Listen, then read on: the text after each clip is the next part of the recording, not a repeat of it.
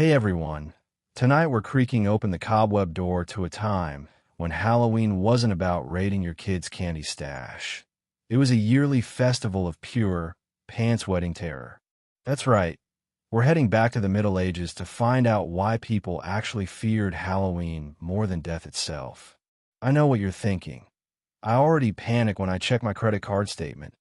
How bad could it be? Worse. Much worse. Imagine a world where ghosts aren't costumes. Candy comes in the form of turnips.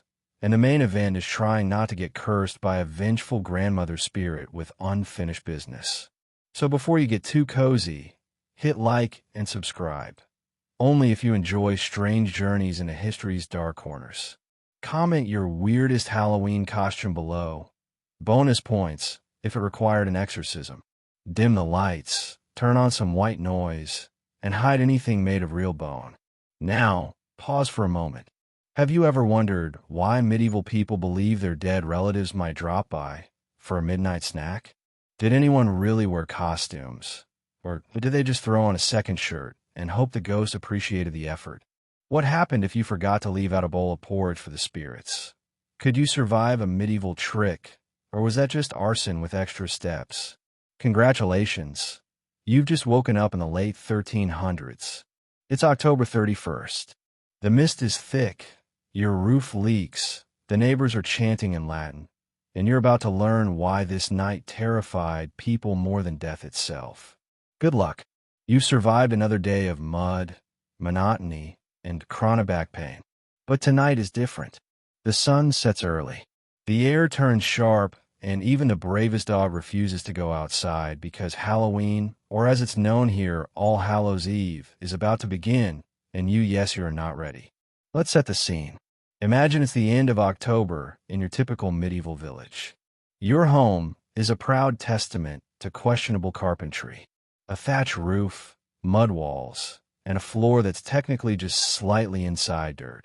The sun is a distant memory, replaced by an early creeping darkness that feels as heavy as the smell coming from your neighbor's pigsty. There's a chill in the air that seeps through your only cloak and settles right in your bones, like a long-term tenant who refuses to pay rent. You can hear the crows squabbling on the church roof, and every gust of wind rattles the shutters, which are bravely held in place by, let's be honest, optimism. Now, on most nights, you go through the usual routine. Eat a bowl of pottage, hope your bread isn't growing new life, and slip into sleep while the family goat snores in the corner.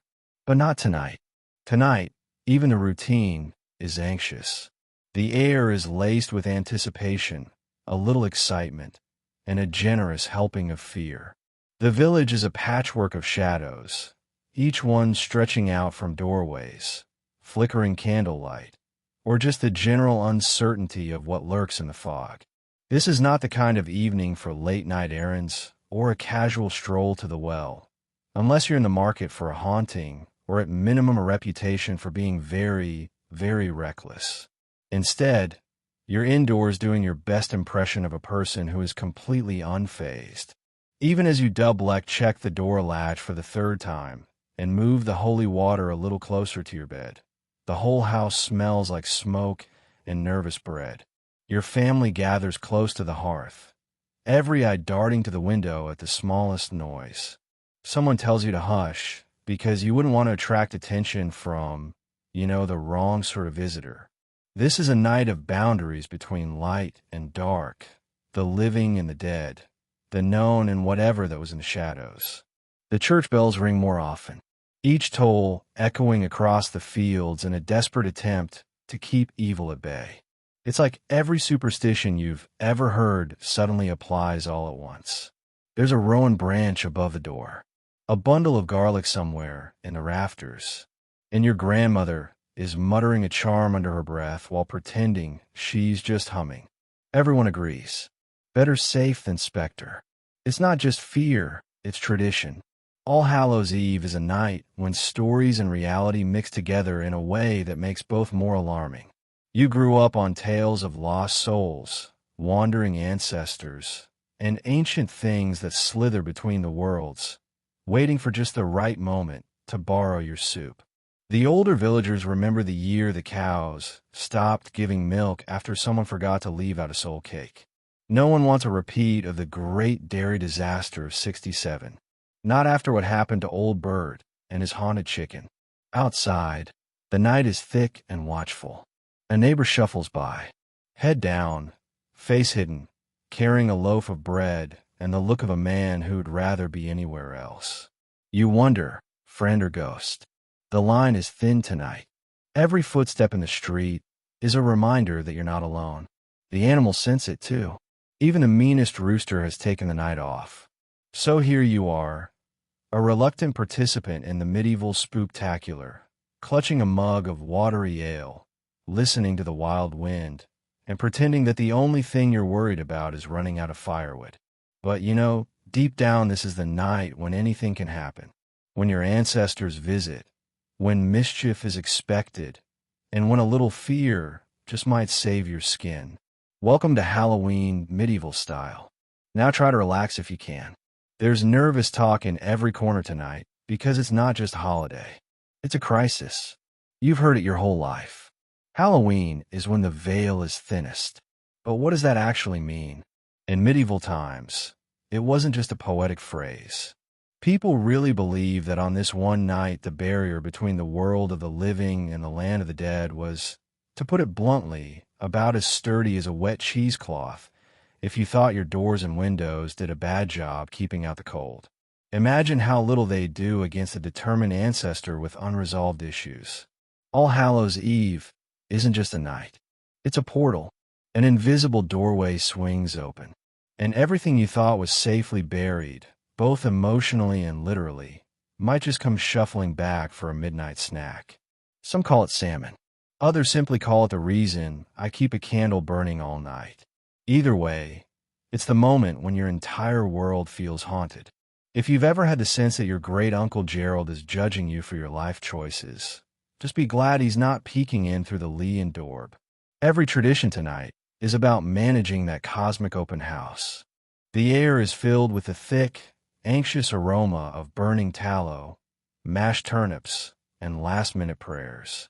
Your mother circles the house with salt, not just for seasoning, but to keep the spirits from tracking mud inside.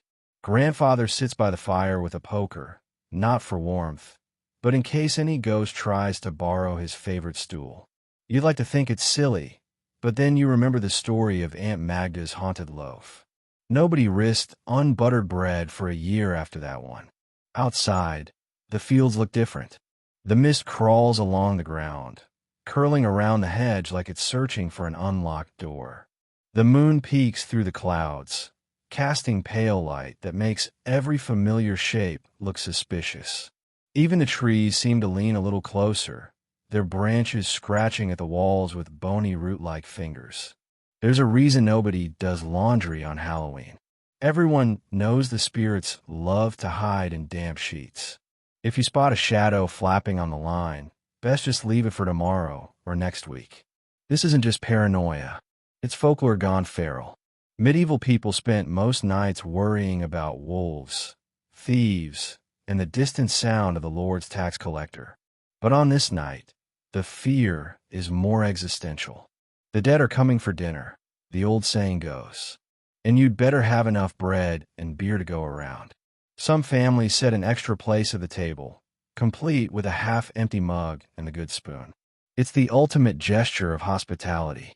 Please, restless spirits, have a snack and move along. Nobody wants a hangry ghost. Of course, not all the visitors are friendly. There are tales always told after sunset about spirits with axes to grind, lost souls looking for lost coins, and mysterious figures that appear just as you're blowing out the last candle. Some people swear they've seen ghostly processions moving through the mist, lines of pale, silent figures heading toward the churchyard. You're not sure if it's true, but you're also not about to look outside and check, so you wait. The house is as sealed as it's going to get. The bread is stale, the beer is weak, but the candles are bright, and your family is close. Every so often, you hear a tap at the window or a distant howl. Could be the wind, could be the neighbor's dog, or maybe just maybe, the veil really is that thin. You clutch your blanket a little tighter. Try to remember every charm your grandmother ever taught you. And promise again to leave an extra offering next year. Because tonight in the medieval world, the greatest threat isn't hunger, cold, or even your neighbor's questionable stew. It's the feeling that everything you can't see is suddenly just a little too close. The veil is thin, the world is strange, and the safest place is right where you are, surrounded by nervous family, half-lit shadows, and the stubborn hope that the sun will rise on a perfectly normal November. On most nights, your ancestors are safely tucked away in the churchyard, their bones enjoying a well-deserved rest and bothering exactly no one. But on Halloween, every medieval villager knows those dearly departed get a hall pass. And they're not here for small talk. They're here for food, attention, and a healthy dose of judgment. If you've ever felt watched while eating a midnight snack, imagine that feeling multiplied by every relative you've ever had. Tonight, it's not paranoia. It's tradition. The ancestor problem is less about ghosts rattling chains and more about your entire family tree rolling in for a surprise inspection. You're expected to welcome them back, whether you want or not. Because if you don't, there are consequences. Real practical turn your life upside down consequences. Maybe the butter won't churn. Maybe the bread goes stale. Maybe, worst of all, your beer tastes like someone whispered disappointment into it. In a world where every small disaster had a supernatural explanation, neglecting your ancestors was just asking for trouble. How do you keep them happy? With offerings, of course. Medieval people didn't wait until Christmas to give out snacks. On All Hallows Eve, you're making soul cakes. These aren't the fluffy pastries of modern bakeries. They're more like dense biscuits with a cross etched on top. You bake them by the dozen and leave them out on window sills, doorsteps, and a special spirit shelf, which also doubles as a place to hide from chores. The cakes are supposed to keep the dead from feeling hangry because everyone knows a well-fed ancestor is less likely to rearrange your furniture or spoil your next harvest. But the dead want more than food. They want to be remembered. This is a night for stories whispered over the hearth as the wind shakes the shutters.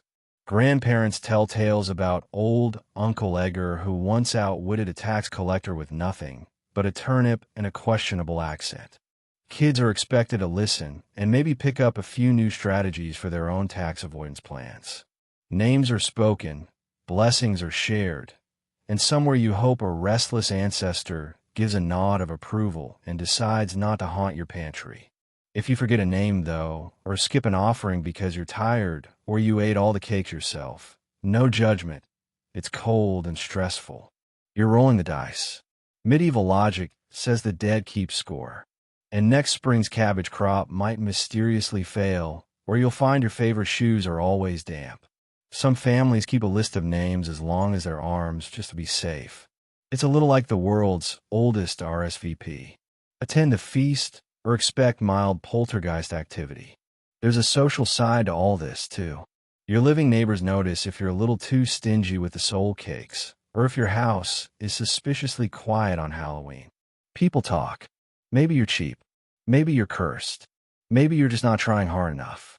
And medieval villages thrive on gossip the way modern cities thrive on takeout and passive-aggressive parking notes. The rumor mill grinds all night, fueled by flickering candlelight and a little too much ale. Even the church can't resist getting involved. The priests encourage prayers for the dead, and some churches offer special masses to ease the suffering of souls in purgatory.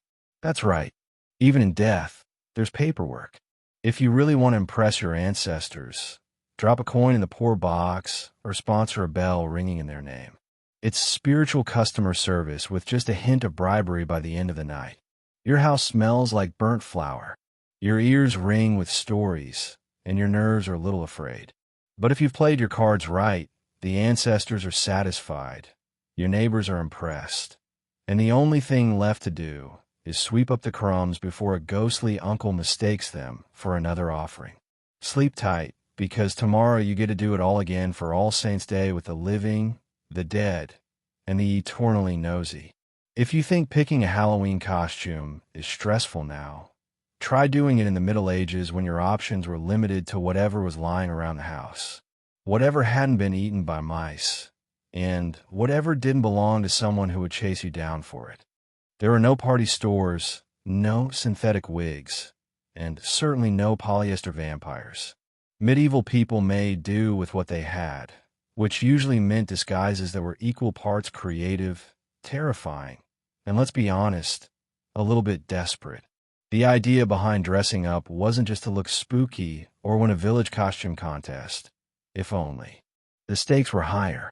People genuinely believed that on All Hallows Eve, the veil between worlds was so thin that the dead, demons, fairies, and anything else lurking in the spiritual, lost, and found could slip through. Costumes weren't about impressing your friends. They were about survival. If you looked just a little less like yourself, or at least less tasty, maybe the spirits would pass you by in favor of someone less prepared, like the neighbor who forgot his garlic wreath. So what did you wear? First up, soot. Lots of soot. Smearing your face with fireplace ashes was the medieval equivalent of a Snapchat filter. Only instead of adding cute dog ears, it made you look like you just barely survived a chimney sweep accident. It hid your features from evil spirits, and, as a bonus, kept nosy neighbors from recognizing you as the one who borrowed their rake last spring and never gave it back. Next, animal skins if you could get your hands on them. A sheepskin draped over your A.G. Lioto shoulders. Maybe a foxtail tied to your belt. Not only did it help you blend in with wandering ghosts, but it also made you look marginally tougher than you felt. If you were really lucky or really committed, you'd grab a mask carved from wood or a hollowed-out turnip. Turnip masks were the medieval version of store-bought horror. Ugly, lumpy, and almost guaranteed to make a small child scream. If you carved it wrong, it might scare you too. For the fashion-forward, there was always the backwards clothes trick. Wearing your tunic inside out or your cloak backwards was thought to confuse not just the dead, but also any supernatural entity with a short attention span. Imagine a ghost pausing mid-haunt, scratching its translucent head, and drifting off to haunt someone whose socks actually matched. Flawless strategy. Children, meanwhile, had the least say in their costumes. Most ended up wrapped in whatever rags were left, bundled so tightly they resembled potatoes with legs, but this worked in their favor. Spirits reportedly had trouble haunting anyone who looked like a mobile laundry bundle. Parents, of course, claimed this was an ancient tradition, but it was probably just an excuse to get rid of the really scratchy blanket. Not everyone played along. There was always one person who declared costumes were a waste of good fabric. That person spent the evening being side-eyed by the entire village. If local legend is to be believed, was the most likely to wake up with their shoes on the roof or a mysterious cold spot in their bed. Even medieval skeptics knew it wasn't wise to tempt fate on Halloween. As night deepened and the bonfires burned, the village became a moving parade of shadows, animal pelts, and lopsided turnip faces. The effect was less mysterious masquerade and more barnyard stampede meets bad laundry day. But nobody cared. If you managed to avoid recognition by both human and spirit, you'd done well. So you huddle by the fire in your improvised disguise. One eye on the window, soot smudged on your nose, and your old boots on the wrong feet. You might not win any costume prizes, but you just might make it through the night without a single ghostly visitor. In the Middle Ages, that's what you call a success story. If you've ever felt the sting of waking up to find your house toilet papered by local teenagers, rest assured, medieval Halloween pranks were on another level. For the villagers of old, All Hallows Eve was open season for tricks, and the line between mischief and minor felony was delightfully blurry. But don't expect candy bars or chocolate coins. Treats in the medieval sense usually meant not having something stolen or set on fire. That's the real trick. It all starts with the basic bargain of Halloween. Hand over a treat, or brace yourself for a trick. The treat, more often than not, was a soul cake. A dense, slightly sweet bun offered to visitors, both living and dead, who showed up at your door. Give generously, and you'd earn a blessing, or at least avoid a hex. Stingy?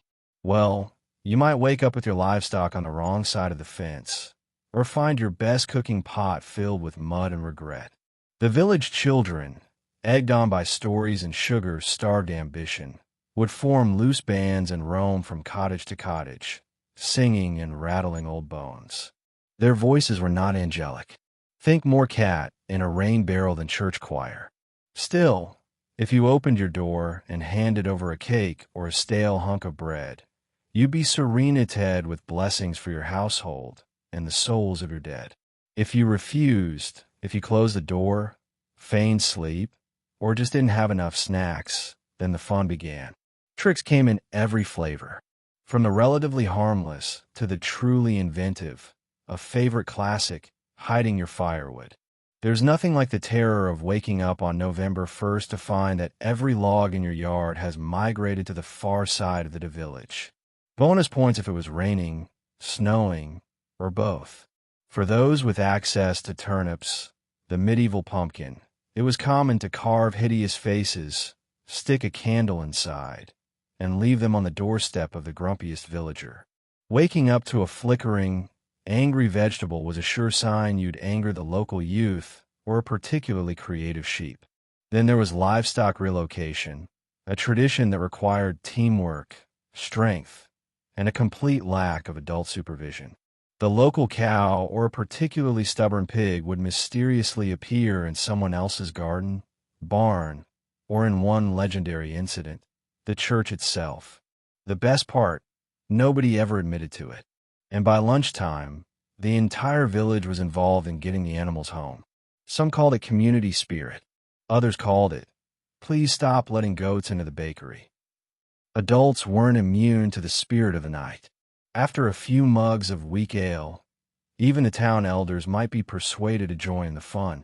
Locks were swapped, carts were moved, and sometimes an outhouse was relocated by a group of cackling pranksters. The most ambitious even tried the old hang, the neighbor's laundry in the tree's routine, a prank that could escalate into a multi-family feud lasting until spring. Of course, tricks weren't all fun and games. Sometimes things went a little too far. Windows were broken, fences knocked down, or someone's prized turnip patch was mysteriously trampled. When this happened, the culprit was always the spirits, and the victim was expected to laugh it off, or at least not start a real fight, because, as everyone agreed, it was better than being haunted for the rest of the year. By midnight, the air buzzed with laughter, scolding, and the low hum of mischief well done. Even those on the receiving end of a trick had to admit at least once a year chaos brought everyone together. And so you drift to sleep hoping your own door is clear. Your goat is in its pen, and your firewood hasn't gone on holiday. In medieval Halloween, survival wasn't just about facing fears. It was about keeping your sense of humor. You'd think that after a long day of hard labor, muddy fields, and livestock-related disappointment, medieval villagers would be content to collapse into their straw beds. But not on Halloween. Tonight, after the sun has slunk away, and the wind feels like it's plotting against your joints, everyone gathers in the open air for the medieval equivalent of crowdsourced home security, the bonfire. Because in a world where monsters could be real and shadows held grudges, one candle just wasn't enough. It starts as a slow migration. Families shuffle out of their drafty huts, arms loaded with whatever will burn. Logs, dried brush, old furniture, and sometimes suspiciously the remains of a failed woodworking project. Kids trail behind, half dragging bundles of twigs, and hoping to impress the adults by not immediately setting their tunics on fire. The bravest elders poke at the pile, argue about the best way to stack logs, and lecture everyone about the proper way to start a fire, which always seems to involve more spit and opinions than matches. When the bonfire finally roars to life, it becomes a living thing. Sparks crackle skyward. The night air smells of smoke, damp wool, and the faintest whiff of roasted turnip. The flames push back the darkness in a wide golden circle, just far enough to let everyone pretend the shadows aren't full of hungry ghosts and disappointed ancestors. Children circle the fire, faces lit with orange glow and wild excitement. Parents hover near the edge, half watching their kids, half listening for the telltale sounds of mischief or spectral invasion. But the bonfire isn't just about warmth. It's about safety, ritual, and sending a very unsubtle message to anything lurking in the night. Not today, spirits. Not today. Medieval people believed that fire kept away evil. The bigger the bonfire, the less likely it was that something uninvited would wander in and ruin the harvest, the livestock, or the good tablecloth. This was fire's protection, as magic, and as the best insurance policy before the age of Allstate. Of course, nothing brings people together like the promise of not being eaten by a ghost. Neighbors who spent a week arguing over stolen geese now stand shoulder to shoulder, passing mugs of weak ale, exchanging stories, and daring each other to leap over the flames for luck. This is where new village legends are born. Who jumped the highest, who tripped, and who singed their pants enough to provide gossip until spring. Rituals around the fire vary by region. Some throw in handfuls of grain for a good harvest. Others toss in little carvings or scraps of cloth to represent old grievances in hopes the flames will burn away bad luck. A few brave souls whisper wishes into the smoke, asking for health, love, or just an extra egg at breakfast. And somewhere in the chaos, someone will inevitably attempt to roast a root vegetable. The result is always disappointing, but it's tradition. There's music, of course. Someone brings a battered drum or a homemade flute. People sing songs that are half prayer, half ward against the things in the dark. Occasionally, an enterprising child tries to start a ghost story, but is swiftly shushed by every adult within earshot. This is a night to honor fear, not caught it. Better to sing loudly and pretend you're not secretly keeping one eye on the shadows just beyond the firelight. By the time the bonfire burns low, the entire village smells like smoke, sweat, and low-grade adrenaline. But the fire has worked its magic. The cold is held at bay. The spirits have hopefully moved on. And even the most stubborn night terrors have been replaced by the cozy exhaustion of communal survival. As you trudge home, hair full of ashes and heart a little lighter, you know you've made it through another Halloween, at least until next year. When the bonfire calls you back to the circle and the darkness waits, just out of reach. If you think your neighborhood gets noisy on Halloween, you've never experienced a medieval village determined to outshout the undead. The sun is down, the bonfire is blazing, and somewhere in the distance, a bell starts to toll, loud, insistent, and very much on the please don't haunt me side of the musical spectrum.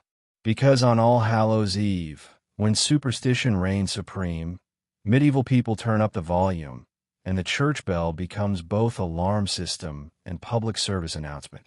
It starts with a low, resonant clang from the church tower, echoing over rooftops and fields. The sound is oddly comforting. Unless you're a spirit, then it's just bad news. Bells are rung all night long, sometimes with such enthusiasm that the local priest needs to ice his wrists afterward. Medieval wisdom says the noise drives away ghosts, witches, and anything else that might mistake your village for an all-you-can-possess buffet. Inside the church, the scene is even more dramatic. Candles flicker in every corner, illuminating stone walls and the anxious faces of villagers who definitely would rather be home but aren't taking any chances. The air is thick with incense, the kind that smells vaguely of hope and old shoes. The priest leads the congregation in a marathon of Latin chants. Most people don't know what they're saying, but that's part of the charm. After all, nothing says spiritual protection like shouting phonetically and hoping for the best. If you're not Catholic or you skipped a few masses, good luck keeping up. The rhythm is relentless. Prayers for the dead, for the living, and for whoever carved the terrifying turnip lantern. Sitting in the aisle, children fidget, grandmothers mutter, and the local cantor sings just slightly off-key, adding to the general air of better safe than sorry. The choir gives it their all, even if all sounds like a herd of geese trying to harmonize. Nobody dares laugh. Everyone knows that spirits hate a well-timed snicker. Between chants, the priest delivers dire warnings about wandering souls and the importance of being above all very, very pious. Tonight, there are sermons about saints, the afterlife, and a suspiciously high number of references to last year's unexplained cheese shortage. Coincidence? The villagers think not. The message is clear. If you want to avoid supernatural retribution, stick close to the church, sing loud, and above all, donate generously to the candle fund. While all this is happening, the church bell never quite stops. Parish boys take turns pulling the rope, occasionally racing each other for the chance to wring out their fears, boredom, and if we're honest, a little pent-up mischief. The ringing becomes a kind of medieval white noise, soothing if you're on the right side of the grave. Some people even claim to hear odd harmonics, as if the bells are speaking directly to the spirits, or at least negotiating for an uneventful night. But not everyone stays inside. Some villagers prefer to circle the churchyard, reciting prayers or singing snatches of hymn, anything to make sure their voices are heard above the wind. The wolves, and that one guy who always insists on improvising the liturgy. It's part tradition, part peer pressure, and part genuine terror. You join in because even if your Latin is rusty and your singing voice is best described as optimistic, you'd rather risk embarrassment than supernatural payback. By midnight, the air around the church is vibrating with sound, smoke, and nervous energy. The bell's echo mingles with snatches of chant, drifting over the fields and off into the darkness, where it hopefully persuades every ghost and goblin to try the next village over. You head home, ears ringing, throat scratchy, but oddly comforted. In the world of medieval Halloween, the louder the noise, the safer you sleep. And tonight, nobody's risking silence. If you think Halloween is all about fun-sized candy bars and leftover peanut butter cups, try living in a world where the main treat is a slightly sweet, slightly sad little cake that serves as both dessert and spiritual bribe. Welcome to the era of soul cakes, a culinary tradition that's part hospitality, part insurance policy, and entirely carbohydrate-based. The concept is simple, if mildly terrifying. On All Hallows Eve, hungry ghosts roam the land looking for snacks, and more importantly, signs that they're remembered. If you leave out a soul cake, a round, dense, spice bun with a cross scratched on top, the spirits might pass your house by, blessing your family and moving on.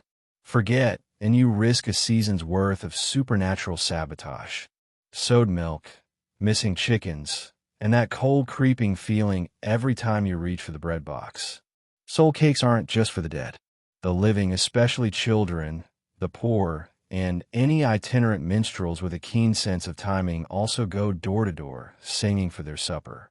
Their songs are half plea, half threat. A soul cake. A soul cake. Please, good mistress. A soul cake. The unspoken subtext. Feed me. Or next year your cabbages may not survive the frost. This is medieval DoorDash. But instead of tipping with cash, you pay in baked goods and hope your neighbor's kids don't hold grudges. Baking begins days in advance. Every household with flour, a pinch of spice, and the luxury of an oven or a moderately hot rock joins in. The air fills with the scent of nutmeg, cinnamon, and something faintly desperate. Mothers shoo children away from the cooling cakes, knowing that even the dead don't like to be shortchanged. Some recipes are family secrets handed down from ancestors who probably invented them as an excuse to keep all the good butter for themselves. The cakes themselves are sturdy, not the sort of thing you eat in a hurry, unless you have very strong teeth. You make a cross on top with a knife, not just for piety, but because even ghosts appreciate branding. Some add currants if they're feeling fancy, but most stick to the basics. flour, eggs, sugar if you can get it, and a prayer that the local miller hasn't stretched the grain with sawdust this year. When dusk falls, the parade begins. Kids in ragged disguises, suits, smeared faces, and occasionally an accidental turnip helmet roam from house to house, singing and begging for soul cakes. Adults pretend not to see them until the third round of God Bless. The master of this house makes it clear they won't leave. Each cake handed over is a little insurance. One more layer of protection between your family and next week's mysterious crop blight. Not everyone participates with equal enthusiasm. There's always a neighbor who forgot to bake or claims he's fasting for spiritual reasons. But everyone remembers whose door went unvisited by soul cake singers. That person is in for a year of drafty windows, suspiciously moody cows, and a reputation for being about as much fun as a damp sack of straw. The religious angle is never far away. The church teaches that every soul cake shared is a prayer for the dead, a way to shorten a loved one's time in purgatory, and just maybe score some extra points with a local priest. The poor, the desperate, and the opportunistically hungry all line up to receive their cakes, muttering blessings and crossing themselves just in case. By midnight, the last crumbs have vanished, the songs fade, and the village streets fall quiet.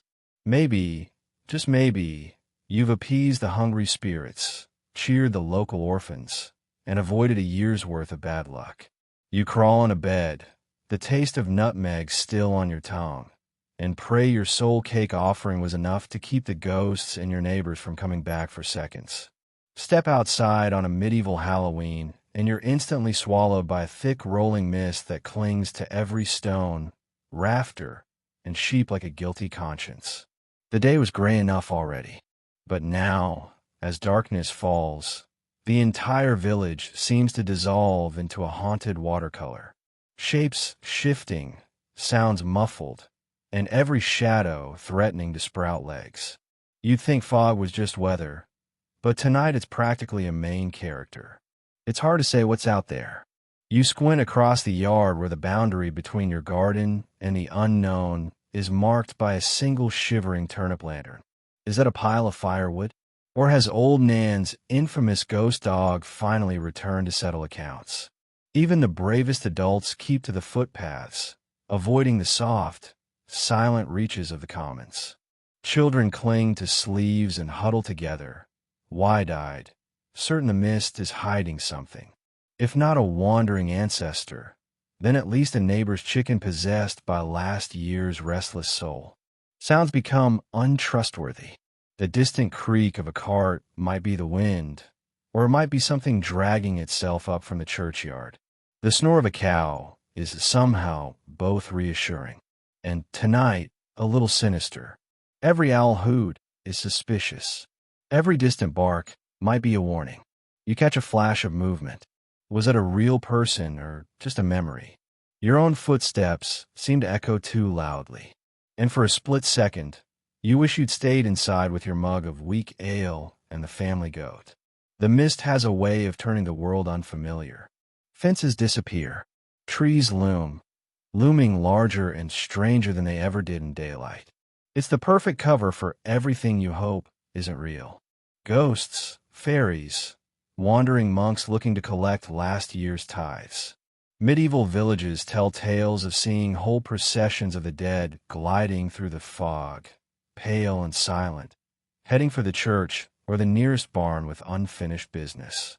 Some say they've spotted will-o'-the-wisp's ghostly blue lights bobbing along the marshes, tempting anyone foolish enough to follow into the bog, never to return. As warnings go, don't follow strange lights into the swamp is up there with don't eat anything you can't pronounce. Superstition thrives in this kind of weather. Grandparents insist on closing every shutter tight and stuffing cracks with straw so the mist can't slip in and steal your breath. Rowan branches and sprigs of sage are hung above the doors. Even the skeptical put a pinch of salt on the windowsill. The village wise woman is suddenly very popular, her pockets bulging with coins and desperate hopes as she doles out advice. Stay inside. Keep the fire burning. Don't look back if you hear your name whispered from the dark. Meanwhile, the local pranksters are having the time of their lives. Nothing enhances a good Halloween trick like an extra thick fog. Someone's moved the well bucket again. The neighbor's cart now faces the wrong direction. If you stumble into a patch of mud and lose a shoe, you'll swear it was the work of spirits, not the smirking teenager who's been waiting for this all week. You hurry home, heart racing, every step accompanied by the silent, creeping question, what's actually out there? Is it ghosts? Is it tricksters? Or is it just your own imagination? Fattened on too many fireside tales and a year's worth of nervous anticipation, you latch the door, stoke the fire, and try not to think about what the mist might be hiding. Because tonight you're not taking any chances. Let the fog have the lanes, the commons, and anyone foolish enough to wander. You've got soul cakes, warm feet, and just enough sense to know some mysteries are better left unsolved, at least until sunrise. You'd think with all this talk of ghosts, ghouls, and dead relatives paying late-night visits, the church might want to take back Halloween entirely. And you'd be right, sort of. For medieval villages, the calendar was less a neat progression of days and more a confetti cannon of saints' feast days, holy obligations, and vaguely threatening reminders from the local priest that eternal damnation is just a sin away. And at the heart of this season sits a peculiar dilemma. How do you honor both the official saints and the unofficial spirits without accidentally offending one or accidentally summoning the other? All Hallows Eve is officially the pre-game for All Saints' Day, a high church holiday packed with processions, bells, and so much Latin chanting that your ears ring for a week. The priests insist this is a time to honor the saints, those holy VIPs who, according to legend, performed miracles, healed the sick, or at least managed not to get excommunicated. You're expected to attend Mass, light a candle, and recite prayers for the souls in purgatory, all while not looking too excited about the leftover soul cakes at breakfast. But here's the catch. While the saints are up on their pedestals, sometimes literally, relic displays, most villagers are hedging their bets. They attend Mass. Yes, they bow and scrape. They mutter the right prayers. But when night falls, those same people are tossing extra grain on the bonfire, hanging charms above the door, and making sure last year's ghost knows it's still welcome for supper. After all, saints are good for miracles. But Uncle Bartholomew is the one who actually knows where you lost your lucky shoe. It's not just a matter of superstition. It's insurance. Miracles are famously unpredictable. St. Agnes may have stopped a flood, but did she ever find her missing goat? Did St. Cathart actually cure your mother-in-law's rash? Or was it just that new ointment from the wise woman? In a world where every crop failure or sudden illness might be divine punishment, people cast a wide net for protection. Why put all your eggs in one holy basket? Especially when the spirits of your ancestors have proven they're not above a little supernatural sabotage. The saints themselves are something a mixed bag. Some are local legends, their stories embroidered by generations of enthusiastic storytellers. Others are so obscure you're not entirely sure if they ever existed, or if they're just a fancy name for someone who once donated a lot of sheep to the monastery. Feast days blur together in a haze of fasting, feasting, and a lot of standing around waiting for the priest to finish the longest sermon of the year. You keep a mental list. St. Crispin for shoes, St. Blay for throats, St. Anthony for lost keys or goats, and St. Expedite for everything you forgot until the last minute. It's like an ancient, slightly judgy customer service hotline. Of course, the church keeps trying to discourage pagan practices, but traditions die hard, especially when those traditions involve food, fire, or a mild chance to gossip. Most families keep up both sets of rituals: prayers for the saints, offerings for the spirits, and an occasional bribe for the local priest to look the other way. It's all about balance. Nobody wants to risk offending a miracle worker, but you really don't want to upset Granny's ghost either. So on this night of uneasy compromise, you light your candle for the saints. You bake your soul cakes for the ancestors. And you hope that come morning both heaven and the hereafter are satisfied. After all, in medieval life, you need all the help you can get. Saints, spirits, or otherwise. And if the miracles don't come through, well, there's always next year's bonfire to try again. If you thought your grandmother's tips for keeping away bad luck were a little eccentric, never put shoes on the table, salt at every door, and don't whistle at night. Just wait until you get a load of medieval Halloween. Tonight, every superstition your village has ever whispered comes out to play. And if you don't have at least 5 charms hanging above your bed, well, good luck. Sleepingtoplay.com to mine. Dead aren't the only thing roaming. Anxiety is too. First, you need to prep your house.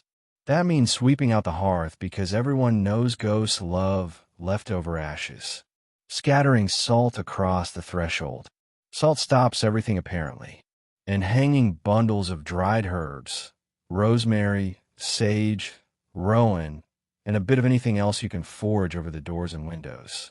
Bonus points for juniper or nettle, which allegedly chase away ill winds and distant cousins who owe you money. Next comes the serious business of blocking out evil. Every household has its own recipe for a protection charm. Some families prefer a tiny pouch sewn shut and stuffed with breadcrumbs, iron filings, and a lucky chicken feather. Others stick to the classic horseshoe nailed above the doorway, open side up so the luck doesn't spill out. If you're fancy or just desperate, you might draw protective runes and chalk around your bed, which is great until the dog walks through them and tracks supernatural insurance all over the floor. Candles are critical, not just for lighting up the gloom, but because flame supposedly keeps away wandering souls, and as a side benefit, makes it harder for anything with claws to sneak up on you. Some say the bigger the candle, the safer you'll be. So, tonight's the night to break out that weird lumpy one you found in the root cellar last spring. Light it, recite a half-remembered blessing, and try not to notice that it smells like turnips and desperation. Let's talk about water. Everyone knows the spirits can't cross running water, so a bucket by the door is a must. Got a stream nearby? Double points. And don't forget to keep a cup of water by your bed, just in case a thirsty ghost gets parched mid-haunt. You wouldn't want them hanging around out of spite. The family wise woman, or failing that the neighbor with the most opinions, has a ready supply of last-minute advice. Sleep with your head to the east. Never sleep with your feet facing the door. And under no circumstances let a cat sleep on your chest. It'll steal your breath, she warns as the family cat glares, plotting your downfall. If something goes bump in the night, everyone knows the best plan is to pretend you're asleep and hope it's just Uncle Jeff coming home late again. And if you really feel you've attracted unwanted attention from the other side, it's time for a DIY exorcism. This usually involves more shouting than science. Stand in the center of your hut, brandish your broom, and yell every sacred word you know, no matter if it's a prayer, a bit of song, or just the bread recipe shouted with conviction. If the chickens join in, all the better. For extreme cases, some families simply abandon the house for the night and sleep in the barn. Let the spirits have the bed, they shrug.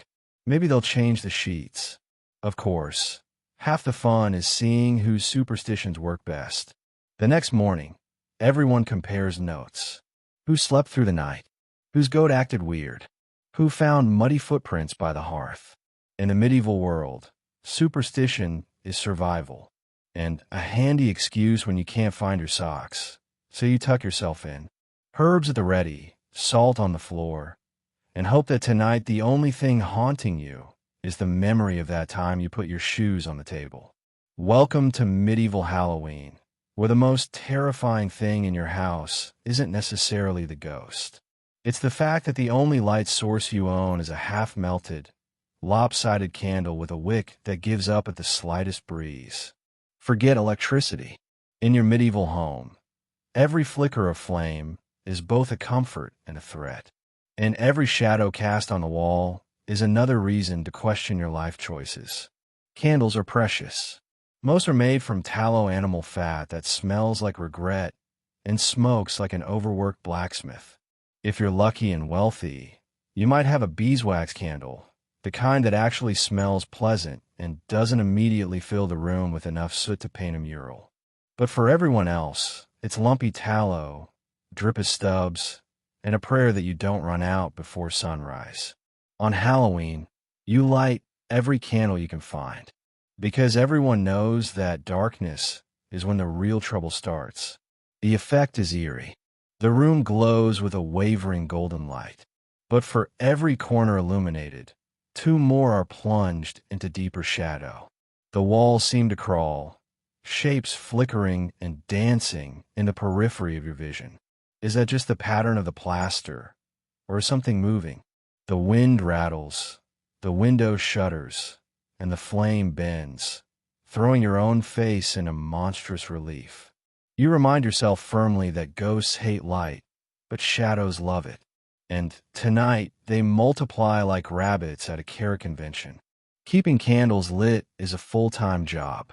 The house is drafty, air conditioning, medieval style, and every gust threatens to snuff out your one source of safety.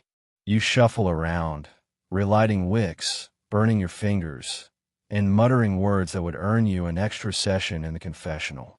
Every family has their own candle superstition. Some say if the flame burns blue, a spirit is near. Others insist a sputtering wick means an unwelcome visitor is already in the room tonight. Even the skeptics are watching for wax drips shaped like skulls or crosses.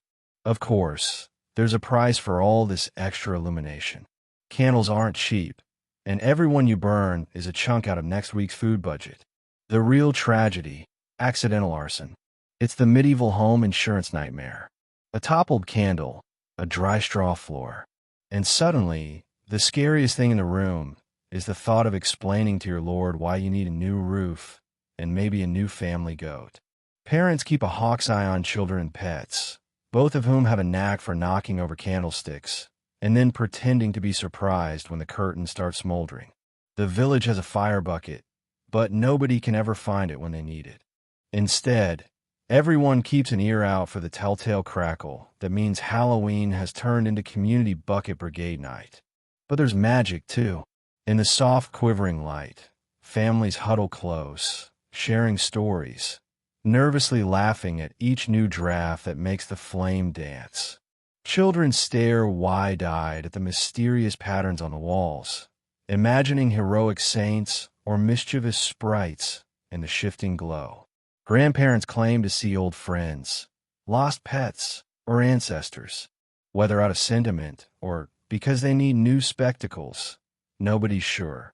So you sit in the flicker, half comforted, half on edge, and hope your candle lasts until dawn. Maybe you'll keep one burning in the window to guide lost souls. Maybe you'll count your blessings every time the wax sizzles instead of your furniture. And if the flame gutters low and the shadows creep close, just remember you're not alone. Your entire village is doing the same dance, fighting the same darkness, clinging to the same small, stubborn light. Welcome to the candle problem. Part warmth, part worry, all medieval. You might think that after a night of bonfires, bells, and kids singing for soul cakes, silence would be a blessing. But on medieval Halloween, silence was the worst sound of all.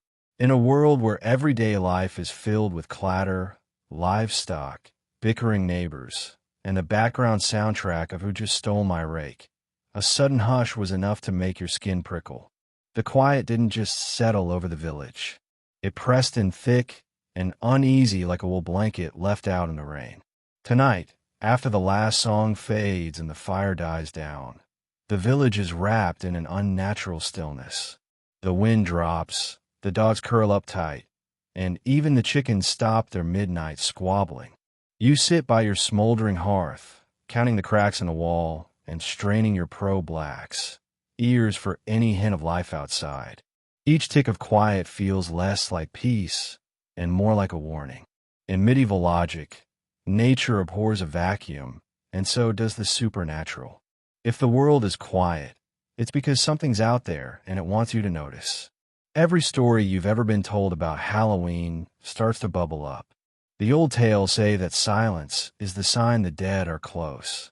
If you can't hear the usual night noises, no crickets, no distant sheep, not even the neighbor's baby howling, it means the spirits are moving. Some families call this the death hush. Grandparents claim they can feel it in their bones. The same way they predict rain or know when their cousin is about to show up unannounced. Silence is a messenger, and it never brings good news. Children notice first. They fidget, whisper, and shoot nervous glances at the door. "Where's the owl?" someone asks. "Why isn't the wind howling?" You shush them, but the question sticks. Why is it so quiet? The air feels charged, as if the whole world is holding its breath. Shadows grow long in the corners, and you swear you just saw something move by the window. A trick of the light, you hope. Or maybe just a reflection of your own nerves in a desperate bid to break the tension. Someone coughs. Someone else pokes at the fire, hoping for a friendly crackle. You clear your throat and hum a tune badly, but the silence rushes right back in as soon as you stop. Even a family cat, usually so eager to knock things over, sits perfectly still, eyes fixed on a spot you can't see. Is it just your imagination, or is the room getting colder? That's when the mind games begin. Every house has a story about the time someone vanished on a silent Halloween. The wise woman says she once heard footsteps in the quiet, soft, and careful just outside her door. The baker claims he saw lights bobbing on the road, moving too smoothly to be lanterns. Never trust a silent night, the priest warns. Pray a little louder just in case. Of course, not everyone believes the tales. The local skeptic insists silence is just the sound of everyone finally asleep, but nobody listens to him, especially not tonight. Instead, families huddle closer, lighting another candle, muttering another prayer, or at least pretending to find something very important at the bottom of the soup pot. If you're brave, you might slip outside and stand on the stoop, listening to the vast, heavy quiet. The mist hangs low. The moon peeks out, and the whole world seems to wait. Maybe, just maybe, you'll hear a whisper, a distant footfall, or the soft sigh of someone or something moving through the night. Or maybe you'll just hurry back inside, bolt the door, and tell yourself it's nothing. Because on Halloween, in the medieval village, silence isn't golden. It's the sound of the veil, thinner than ever, waiting to be crossed. You've survived tricks, mist, bonfires, and the ominous hush that means something's probably lurking. Now comes the part of Halloween that every medieval homeowner dreads. Prepping your veil for maximum spectral security. Because if you think modern home protection is stressful, try doing it with nothing but a handful of superstitions, half a candle, and a strong suspicion that your front door is mostly decorative. Step 1. Fortify the entryways. Medieval doors don't have deadbolts or even reliable hinges. Instead, you wedge a thick stick under the handle, prop up a bench, and hope you'll keep out. Spirit sign written in mud has the desired effect. It's not just the front door either. Every window, all one and a half of them, gets the same treatment. Shutters are barred with whatever's heavy and not currently being used as a pillow. Step 2. Sweep, sweep, sweep. It's a widely accepted belief that ghosts hate a tidy house. Or maybe they just trip on loose straw. No one's quite sure. Tonight, every inch of the floor gets a frantic once-over with the family broom, and you pause to flick suspicious dust motes out the door for extra luck. Sweep toward the exit. As everyone knows, this ushers the bad spirits right back outside, preferably into your least favorite neighbor's yard. Step 3. The charm offensive. Above each doorway, you hang something protective, rowan branches, iron nails, a blessed horseshoe, or a bundle of dried sage tied with string that's been blessed, or at least not used for anything too unholy. If you're extra cautious, you add a bit of garlic. Not because you're expecting vampires, wrong holiday, but medieval logic doesn't discriminate. But because garlic is expensive and showing it off tells the spirits you mean business. Step 4. The family circle. The safest way to sleep tonight. Everyone gathers in the main room, curled up under the single good blanket, facing outward like a flock of sheep with trust issues. Grandparents claim this confuses wandering ghosts. They can't decide who to haunt if you're all making eye contact. For added protection, you might mark a rough circle on the floor with chalk, flour, or the last of the precious salt, muttering prayers with every shaky line. Yes, you'll have to explain the mess tomorrow, but tonight it's worth it. Step 5. Set a trap for trouble. Some families leave out a bowl of water, a crust of bread, or a soul cake near the hearth. This is less an offering and more a distraction, like leaving a snack for a burglar, so they forget to steal the good stuff. You hope the ghosts are easily pleased, and if not, at least they'll be too busy judging your baking to bother the livestock. Finally, it's time to distract yourself. Someone tells a story, someone else sings, and everyone pretends not to notice the shadows stretching along the walls. You check the charms one last time, whisper a hasty prayer, and throw another log on the fire, even if it's technically the last of next winter's supply. Safety first, warmth second, long-term planning a distant third.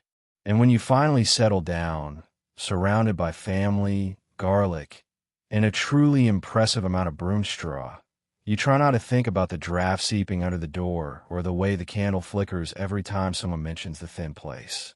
Maybe, if you're lucky, the only spirits visiting tonight will be the kind that leave you alone, or at most, borrow a soul cake and slip quietly back to wherever they came from. Ghost proofing. A medieval havel is mostly about hope, habit, and making enough noise to scare away your own anxiety. Still, as you drift towards sleep in your circle of chaos and protection, you can almost believe you've outsmarted the night. Almost. You might think death finally puts an end to family drama, neighbor feuds, and community rumors. Not in medieval Europe. Here, dying just gives you a bigger audience. The afterlife is less eternal rest and more never-ending village meeting. And Halloween is the night when all that unfinished business floats back into your life with the subtlety of a cow in a church aisle. It's a known fact, at least according to every nervous grandmother, that the dead love to gossip. Maybe it's boredom. Maybe it's a cosmic hobby. Or maybe purgatory is just one big open-plan office with terrible coffee and infinite time for judgment. Either way, you don't just fear the dead haunting your dreams. You fear them reporting back to everyone you've ever offended, left unpaid, or underfed at last year's harvest feast. So on Halloween, you tread carefully. Every word spoken is chosen with the kind of diplomatic skill that would impress a modern PR firm. Grandparents urge the family to speak well of the departed, not out of respect, but because no one wants the spectral equivalent of an angry Yelp review. Every awkward incident, the bread you burned, the fence you didn't fix, the time you accidentally kept the neighbor's goat an extra week, might be aired at the annual undead reunion. Offerings help, but there's no guarantee. Maybe you left out soul cakes and a bowl of ale for great Aunt Marjorie. But if you forgot to mention her prize turnips during the family prayer, she's likely to come back with notes. Villagers swap horror stories of ancestors returning with a list of grievances. Your laundry is still a disgrace. Your son never visits my grave. Did you really let the chickens inside again? It's the medieval version of being subtweeted by your entire ancestry. And the dead don't keep their opinions to themselves. If the cows dry up, it's because someone insulted Grandpa's memory. If the well runs low, it must be a dead cousin getting even. Bad luck is always suspiciously specific, as though the afterlife is full of vengeful auditors who specialize in petty revenge. Villagers claim you can hear the gossip if you listen carefully, rustling in the trees, whispers in the wind, or that strange moment when the bread refuses to rise. It's your Uncle Walter. The wise woman warns, he always did hate your baking. Worse still, the dead don't just gossip about the living. They gossip about each other. Spirits are rumored to hold their own feasts, complete with ranking who got the best funeral, whose memorial bread was actually edible, and who's been haunting the same house for centuries out of sheer spite. Somewhere out there, your ancestors are comparing notes on your latest choices. And the only thing scarier than a vengeful ghost is a disappointed one. Of course, this all leads to an arms race of courtesy. Everyone suddenly remembers to light an extra candle for the dearly departed. Mention every ancestor by name and recite blessings with the enthusiasm of someone who just realized a family ghost might be eavesdropping. If you're especially worried, you drop by the priest for a little spiritual PR management. A well-timed mass or an extra coin in the poor box can't hurt. It's the medieval equivalent of damage control, just in case last year's gossip reached heaven. So tonight, as you tuck yourself under your blanket, you try to remember every old grudge, every forgotten promise, every ancestor who ever had an opinion. You say a few extra nice words, leave out an extra treat, and hope that when the dead come whispering, the worst they'll say is, well, at least he tried. Because in medieval Europe, the only thing more powerful than death is a really good story. And you never know who's listening on the other side. If you thought medieval Halloween was just about spooky stories and candlelit paranoia, you're forgetting the soundscape, the medieval playlist you didn't ask for. Tonight, sleep isn't just lost to nerves or candlelight, but to the endless chorus of things that go bump, howl, or in the case of your neighbor Carl, cha. At 2 in the morning, it begins with the owls. They are the official night shift, perched on every beam and belfry, hooting with a wisdom that feels just a bit judgmental. Medieval folks believed owls were more than just birds. They were omens, messengers, or the occasional reincarnated relative. Every hoo-hoo from the rafters sends shivers down your spine. Is it Aunt Edna checking in, or just another feathered busybody? You'll never know. The only certainty, silence means something worse. Next come the wolves. Far from the distant nature soundtracks of modern sleep apps, these are real, live, unapologetic predators. Their howls echo through the village, rising over the fields and crawling under doors. It's not just atmospheric. It's a living reminder that yes, something out there still sees you as a snack. For children, it's the soundtrack of nightmares. For adults, it's background music. For checking the livestock one more time, and then pretending you weren't scared. Dogs naturally join in, barking at shadows, at wolves, or just at the general anxiety of the night. Some are loyal guardians. Others are convinced every passing gust of wind is the beginning of the apocalypse. Either way, you'll be listening to a canine chorus well into the wee hours. If you're hoping for peace and quiet, medieval Halloween has other plans. Not to be outdone, there's the local wildlife. Foxes yelp, mice skitter, and the occasional goat decides that tonight is the perfect time to express its existential dread. All those little sounds, the rustle in the straw, the patter of small feet on the roof, the mysterious clanking near the tool shed, combine to make the darkness feel alive, as if the entire countryside is holding its own midnight festival. And then there's Carl. Every village has one. Someone who takes Halloween just a little too seriously, or maybe just got into cider early. Carl is convinced he can scare away evil with sheer volume. So he shrieks, cackles, or recites long, winded ghost stories from his window at top volume. The wolves pause, the owls pause, even the spirits probably pause to wonder what exactly is wrong with Carl. All these sounds mixed together, overlapping and echoing off the cold stone and muddy lanes. Sometimes they blend into white noise. Other times, one stray howl or yelp cuts straight through the calm, setting hearts racing. The fire pops. Someone in the next room sneezes. And for a moment, you wonder if that sigh was just the wind or something older, quieter, and much, much closer. Eventually, you surrender to the soundscape. Maybe you even find it comforting. The constant reminder that you're not alone, that the living, the dead, and Carl are all out there making noise just to keep the darkness honest. You pull the blanket over your ears, listen to the chorus, and hope that tomorrow the loudest thing you hear is the morning bell, and not another midnight confession from Carl. On medieval Halloween, the soundtrack never really ends. It just gets weirder as the night goes on. In every medieval village, Halloween isn't just a night for ghosts and ancestors.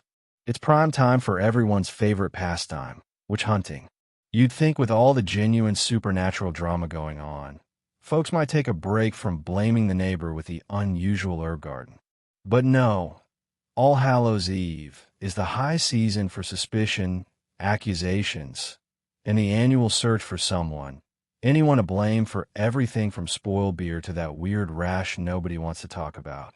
Which worries begin long before sunset. Did your bread fail to rise? Was your cow acting odd? Did your child catch a cold? Congratulations, you have a mystery. And now it's time to find a culprit. The suspect list is short. The midwife, the woman who talks to cats, the old man who brews odd-smelling teas, or anyone who happens to look a bit too comfortable with spiders. If you've ever said, "bless you" at the wrong moment, you might want to lay low tonight. Halloween superstition turbocharges all these suspicions. The thin veil between worlds makes people edgy, jumpy, and extremely interested in their neighbor's business. People swap stories about curses, charms, and the infamous case of the haunted butter churn. I'm telling you, Agnes. She looked at my cow, and 3 days later, dry as a bone. The logic is flawless. After all, why blame the weather or your own poor animal husbandry when a perfectly good scapegoat is available? The accused, if they're smart, stay indoors with every window shuttered and every charm hanging in the doorway. Some villages even have a witch check, a series of increasingly ridiculous tests designed to root out evil. Does she float in water? Is her hair suspiciously frizzy? Can she recite the Lord's Prayer without stuttering? Forget actual magic tonight. Your best defense is being completely unremarkable and slightly forgettable. Children, of course, love the drama. They invent elaborate backstories for every witch in town. Convinced the local widow can turn invisible, or that the shepherd's odd uncle once made a goat talk. The bravest dare each other to sneak past the witch's house, certain that even a glance from her window will make their ears fall off. Adults pretend to scoff, but everyone secretly tucks an extra sprig of rosemary in their coat, or mumbles a blessing as they pass by. The church, ever eager to keep things from getting out of hand, and sometimes failing spectacularly, tries to steer the evening toward piety and away from pitchforks. Priests remind the flock that true evil is a spiritual battle, not a neighborhood hobby. Still, by morning, there's usually at least one broken fence, one missing chicken, and a neighbor who's been side-eyed and hiding for a week. For the accused, Halloween is a masterclass in not standing out. You smile politely, say little, and definitely don't hand out any experimental pies. You hope the night passes without incident, that the only thing flying is bats, and that tomorrow the village will find a new crisis to fixate on. Maybe the mysterious case of who keeps moving the firewood. And so the witch worries pass with the night. By sunrise, the spell is broken. People remember they actually like Agnes's butter. The midwife's tea cures more headaches than it causes. And the world is still spinning, just as full of odd neighbors as before. But next year, when the shadows grow long and the bread goes flat, the witch hunt will start all over again. Because in medieval life, the real magic isn't casting spells. It's surviving your neighbor's suspicion. Halloween isn't just for hiding from ghosts or worrying about witch accusations. It's also the one night a year when the future is allegedly up for grabs. For medieval villagers, All Hallows Eve is the perfect opportunity to dabble in a little harmless fortune-telling, at least until someone sets the hay on fire or accidentally summons their cousin's ghost. If you're a young and marriageable person, tonight is your best shot at figuring out who you'll marry, how rich you'll be, or if you're destined to live alone with nothing but a cranky goat and an impressive collection of potato sacks.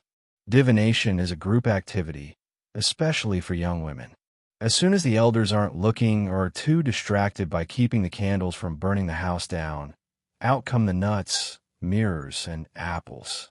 The games are simple, but loaded with hope and just a pinch of terror. Will your crush finally notice you?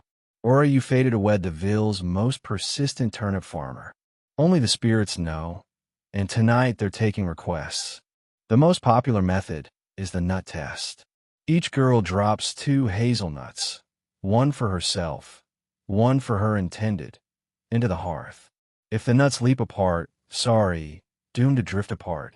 If they pop together, it's a match made in smoky heaven. If they explode, well, best reconsider your options and maybe your taste in men. There's also the apple peel game. Peel an apple in one long strip. No pressure. Toss the peel over your left shoulder and hope it lands in the shape of your future spouse's initial. If it looks more like a blob or the number 4, you're destined for a life of confusion or possibly a long career in bookkeeping. The bravest try the mirror trick. At midnight, you sneak away with a candle, stare into the looking glass, and recite the proper incantation, usually something that sounds eerily close to a desperate plea. Supposedly, you'll see the face of your true love appear behind you. What most people see is their own terrified reflection, and occasionally the family cat who just wants to know when someone's refilling the milk bowl. Boys sometimes get in on the action, but their divinations are a bit more explosive. Tossing rocks at the neighbor's fence, reading omens in the goat's droppings, or interpreting whose boots are the muddiest. All perfectly scientific methods, provided you've had enough ale and a generous imagination of course, the adults pretend not to notice any of this. They'll scold the girls for inviting trouble, but they secretly remember their own disastrous attempts. Like the year your aunt set her sleeve on fire while trying to see her true love's face in the well, or when the village wise woman predicted she'd marry a knight and instead ended up with 3 kids, 7 pigs, and a chronic turnip allergy. The only thing guaranteed is laughter when the apple peels land in nonsense shapes. When the hazelnuts burn to cinders, when someone screams because they thought their shadow was a spirit, everyone ends up in a giggling heap. It's a relief after a night of nerves, superstition, and way too many candles threatening to burn the house down. By the end of it, maybe no one knows their destiny for sure, but they've had a moment of hope, silliness, and shared conspiracy under the watchful eyes of ancestors and the ever-judgy family goat. After all, in medieval Halloween, sometimes the best future is the one you get to laugh about tonight and survive until morning. If you've ever complained about your last-minute Halloween costume, you clearly weren't born in the Middle Ages. There's no Spirit Halloween pop-up store, no cardboard box of last year's plastic fangs, and definitely no glitter. Welcome to the original DIY costume party, where fashion is whatever you find at the bottom of the laundry pile, and style points are awarded only if you manage to confuse your own mother. The medieval costume party isn't about looking good. It's about not getting recognized by neighbors, by spirits, or by the ancestors you forgot to pray for last week.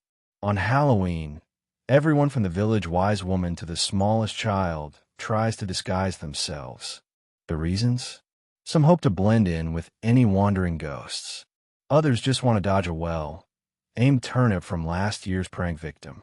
Either way, subtlety isn't exactly a medieval strong suit.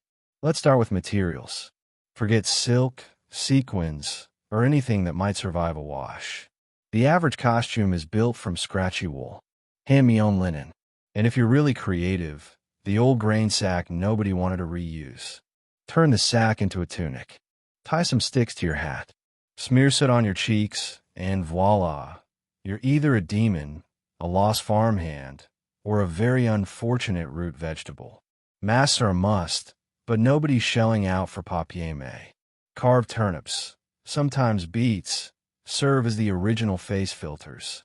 These lumpy, hollowed-out vegetables are designed to scare off evil and occasionally double as soup ingredients in hard times.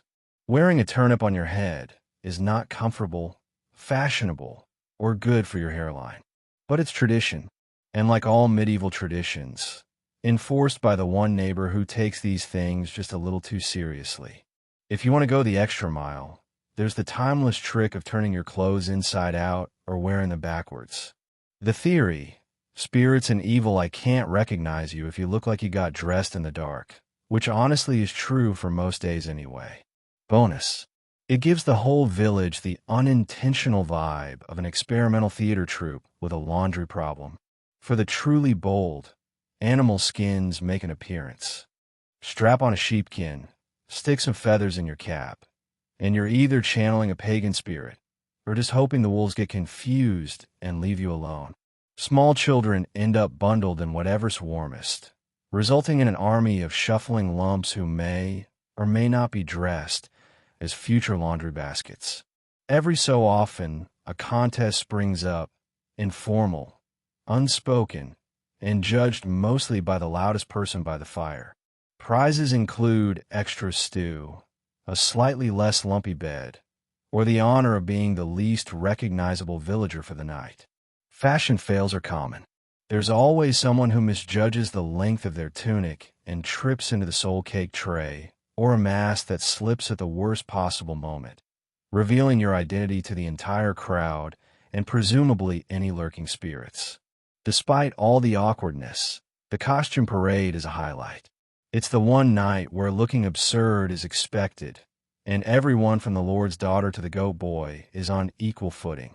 Laughter, teasing, and the occasional startled scream make the evening feel more like a festival and less like a supernatural gauntlet.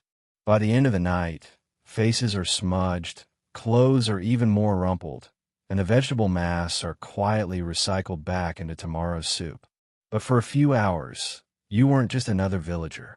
You were unrecognizable, untouchable, and at least by medieval standards, ready for your close-up, even if it's only seen by candlelight and easily spooked sheep. Of all the things you might expect at a medieval Halloween gathering, soul cakes, SY disguises, and enough superstition to fill the churchyard, there's one visitor nobody really wants to see. Death. Not just a metaphor or a scary story, but the actual walking around bone-rattling specter that haunts every medieval mind lurking somewhere between the stew pot and the soup bones. On All Hallows Eve, death isn't just a fact of life. Tonight, it's a guest of honor. It starts with the decorations. Forget cheerful pumpkins and paper bats. The medieval approach is more direct. Bones, skulls, and the occasional artistically arranged pile of old shoes. Village pageants and church plays feature death as a starring character, striding through the crowd in a homemade skeleton suit, clacking two sticks together, and occasionally scaring the turnip masks off small children. It's the original jump scare, and nobody pretends not to be spooked. Death personified is a regular feature in medieval stories, songs, and on Halloween, the local gossip circuit. People know it well. Death is part of the scenery, sometimes lurking by the Essoms and altar hearth, sometimes peeking through the door, always somewhere in the corner of your eye. The whole point of Halloween, after all, is to face your fear. You pay tribute to the ancestors.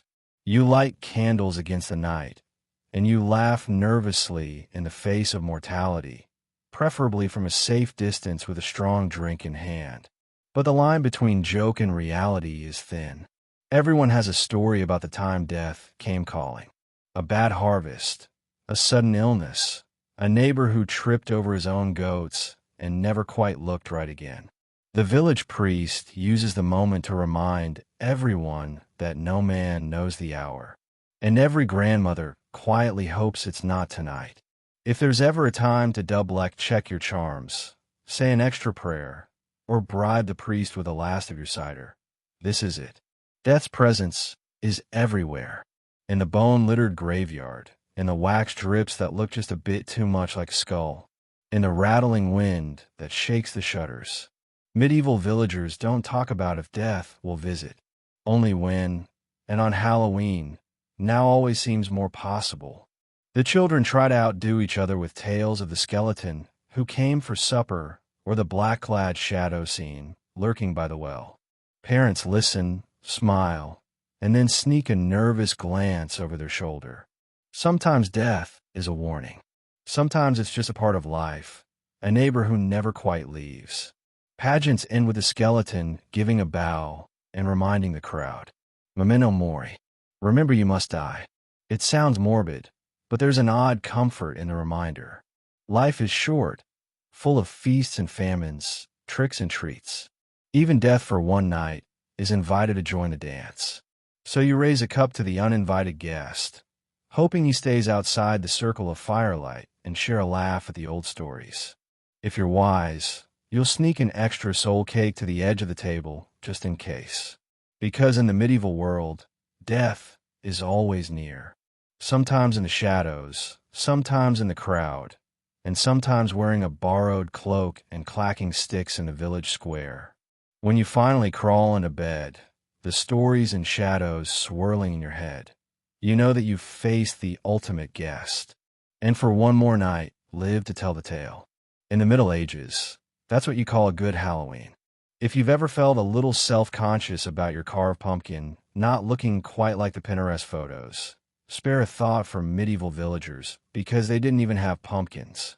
The orange orbs of autumnal glory that now dominate October didn't arrive in Europe until centuries later, long after the first medieval soul had tried to carve a grimace into something much, much less festive.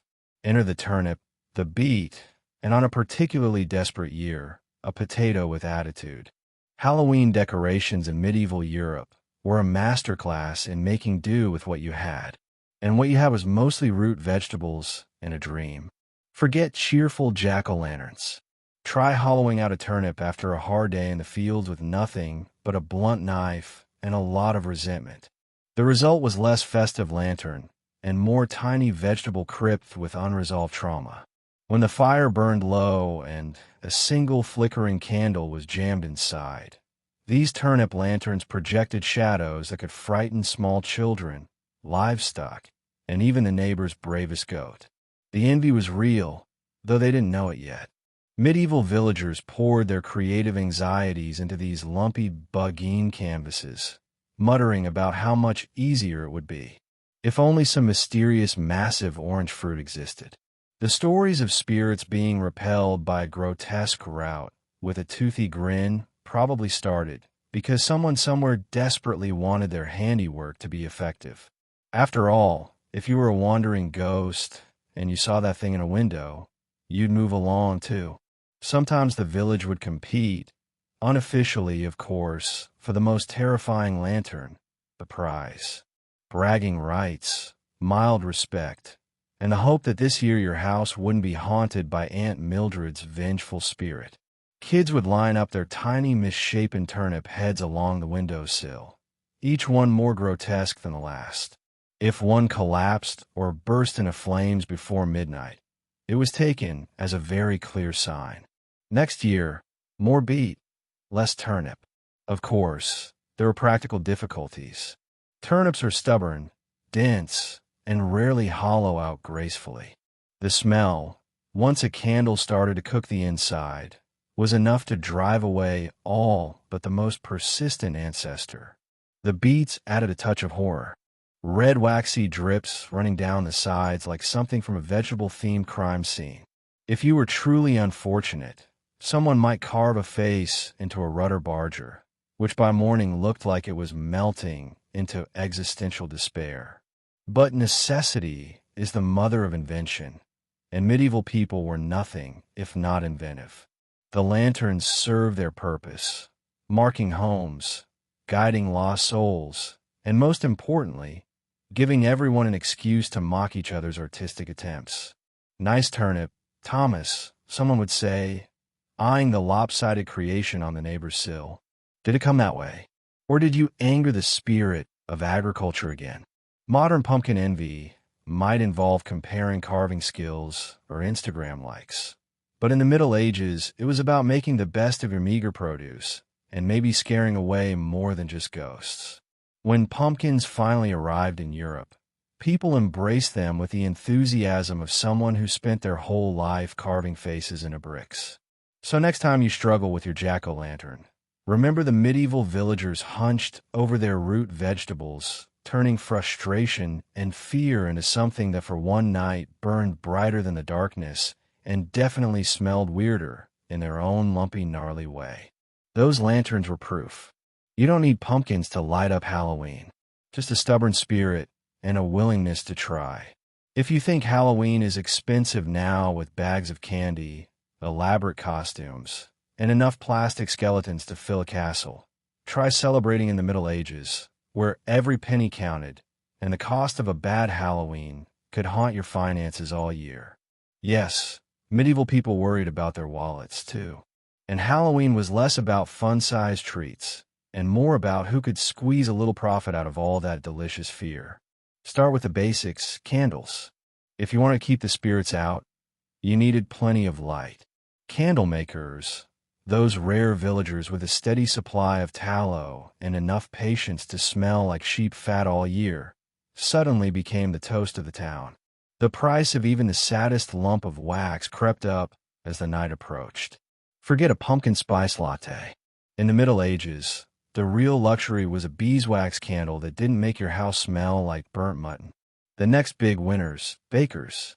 Soul cakes didn't bake themselves, and every household needed a tray or two.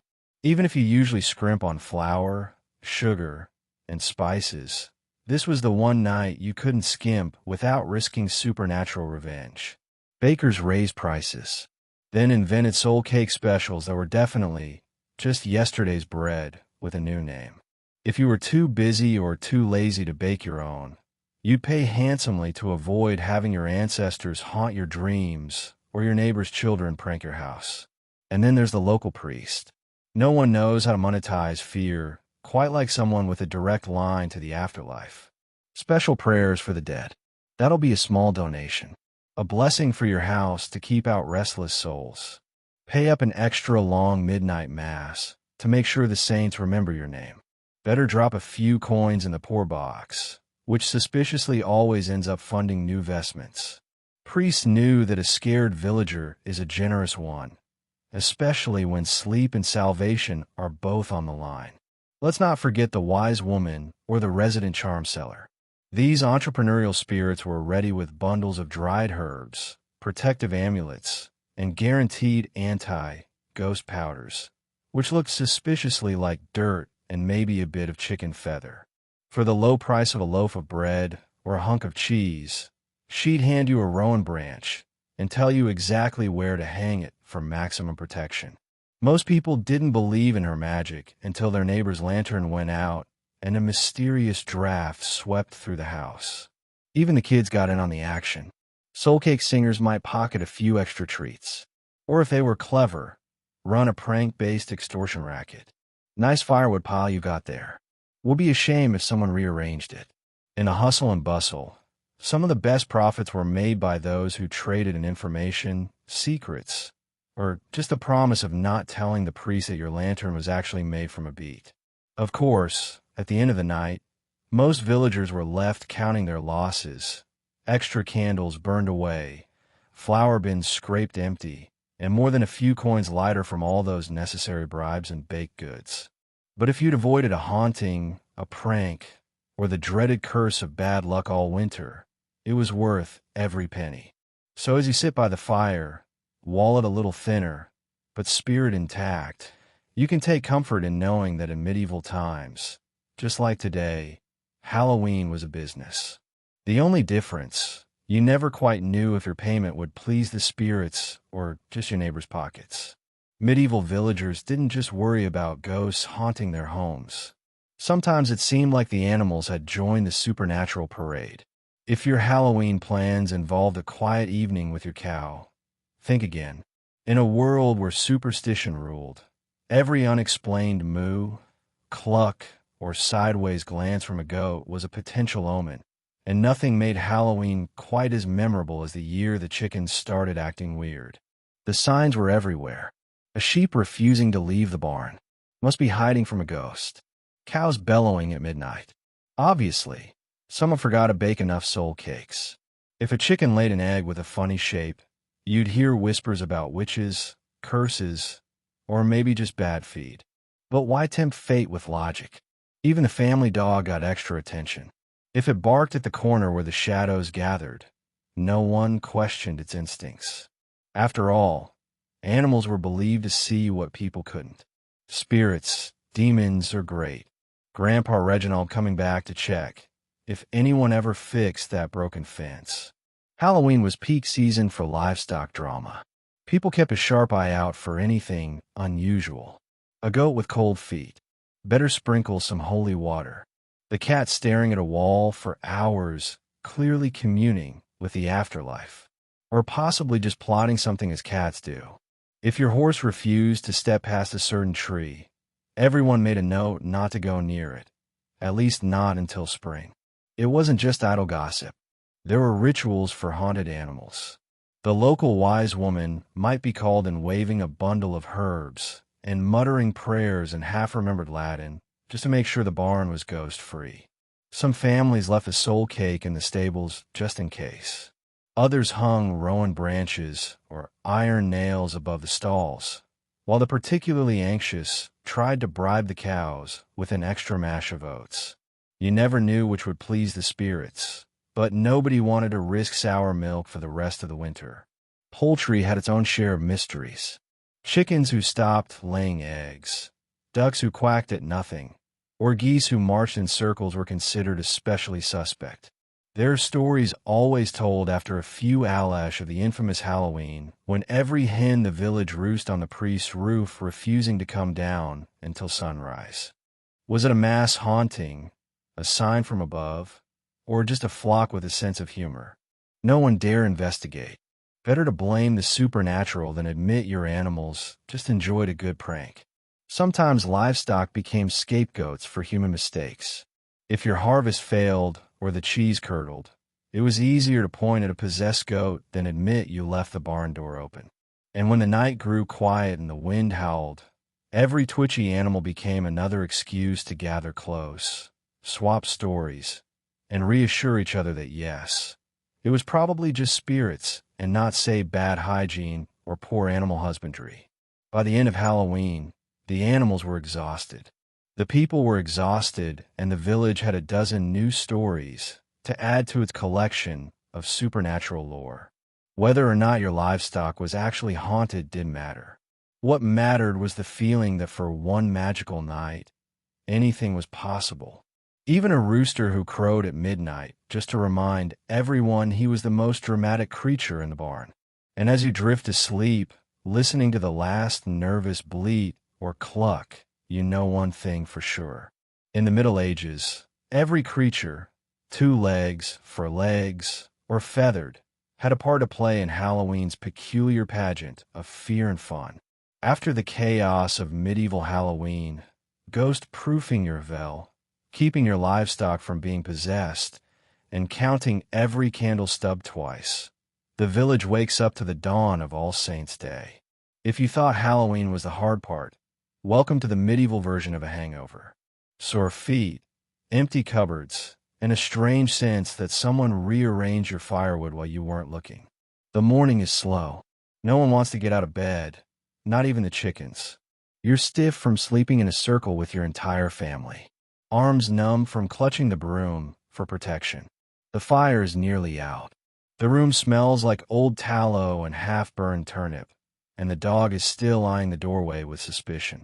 If you manage to avoid being haunted, pranked, or out-gipped by your ancestors, you count yourself lucky, and you also count your remaining soul cakes. Spoiler, there aren't many left. All Saints' Day is meant to be holy and solemn, but after last night, everyone is a little ragged. There's a quiet scramble to sweep up straw, relight the hearth, and find enough clean clothes that don't smell of burnt vegetables, or worse, sheep. The church bell rings with extra enthusiasm, as if the priest is determined to scare away any ghost still loitering or just wants to wake up the entire parish out of spite. Everyone files into church, trying to look more pious and less sleep-deprived than their neighbors. The service is a marathon of prayers, hymns, and saintly reminders about the proper way to honor the dead. The children fidget, the elders doze, and the priest keeps a sharp eye out for anyone nodding off in the back pew. You give thanks that the church smells more like incense and less like haunted cabbage. Every so often, someone sneezes, an echo of last night's chill air, and not, you hope, a lingering ghost. Outside, the aftermath of Halloween is everywhere. Footprints by the hearth, a turnip lantern slumping sadly on the window sill, and chickens still refusing to go near the barn. You check the firewood pile and discover it has in fact been rearranged. Whether by spirits, pranksters, or just the wind, no one knows. Someone's laundry is hanging in a tree. The neighbor's goat is wearing a garlic necklace. Everyone exchanges awkward glances and shrugs it off with, "It's just All Hallows custom." Neighbors gather to swap stories, compare misadventures, and gently tease anyone who ended up on the wrong side of a prank. There's talk of mysterious noises, haunted bread, and the suspicious behavior of old Nan's rooster, who apparently tried to lead a midnight parade. It's a communal sigh of relief and a quiet admission that for all the fear, at least they got through it together. By midday, everyone is already planning for next year, vowing to bake more cakes, buy better candles, and maybe, just maybe, sleep with their feet toward the door. The aches, lost socks, and haunted livestock will fade, but the stories will get better and weirder with each retelling. So, as the sun sets on All Saints' Day, the village returns to something like normal. You survive the longest, strangest night of the year with little more than cleverness, stubbornness, and a generous helping of luck. And while you might not have all your firewood, you do have new tales, shared laughter, and the sweet relief of ordinary life. At least until the next time the veil grows thin and the world feels just a little more haunted. Centuries have passed since the last medieval villager barricaded their veil against a night of restless spirits. But if you listen closely, really listen, you'll notice we're still doing the same old Halloween dance. Sure, our costumes come from department stores instead of dusty trunks. Our lanterns are plump orange pumpkins and not traumatized root vegetables. And our soul cakes have mostly turned into Funce's candy bars. But the legacy of fear that haunted those October nights never quite left us. If anything, we've just found new ways to keep the tradition alive. Why are we still spooked? Maybe it's habit. Maybe it's human nature. Maybe it's the simple thrill of telling stories in the dark and pretending, just for a moment, that the impossible might be possible. In the Middle Ages, fear was everywhere. In the wind rattling the shutters, in the flickering shadows, in the unexplained creak just outside the door, you'd bake offerings, light candles, and tell tales. Not just to keep the spirits away, but to reassure yourself and your family that you were doing everything right, even if right changed with every new superstition.